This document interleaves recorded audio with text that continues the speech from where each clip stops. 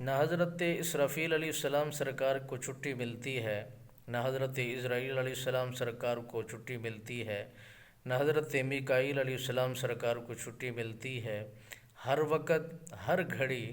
یہ منتظر رہتے ہیں، انتظار میں رہتے ہیں کہ حکم ربی کب ہوگا اور اس پر عمل کس انداز میں کیا جائے گا، اور وہ عمل کرنے کے لیے تیاریوں میں مکمل ہیں۔ مگر جب میرے نبی سرکار کو معراج ہوئی تو ساریوں کی ڈیوٹیوں کی چھٹی کرا دی گئی، ساریوں کی جو بہترین وہ خدمات سر انجام دے رہے تھے، ڈیوٹیاں سر انجام دے رہے تھے۔ میرے خالق نے فرمایا آج تمہاری ہر طرح کی، آج نہ کسی کو موت ہونے والی ہے، آج نہ کسی کا رزق پہنچانا ہے،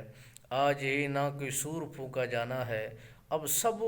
میرے نبی کی اتباع میں جانا ہے، میرے نبی کے خادم بن کر جانا ہے، میرے نبی کی اس ہجوم میں تابعداری میں اور اس ہجوم کی سربراہی کو اس انداز میں بنا ٹھا کر لے جانا ہے کہ میرے نبی سرکار کو جب تم لاؤ تو ایک ہجوم اور بہترین گلدستے کی صورت اپنا کر جانا ہے۔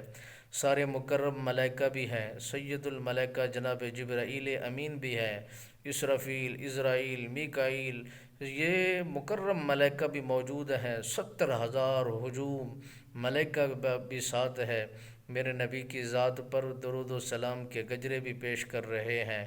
عقیدت کے سلام بھی ظاہر کر رہے ہیں، اور میرے نبی کی دیے ہوئے احکامات کے مطابق یہ نورانی قافلہ میرے نبی کی قربت میں جا کر انہیں لا کر اللہ کے دربار میں پہنچانا چاہتے ہیں اور بتا دینا چاہتے ہیں یہ تو خادموں کا مقام ہے، ان کے آقا کا مقام کتنا ہوگا۔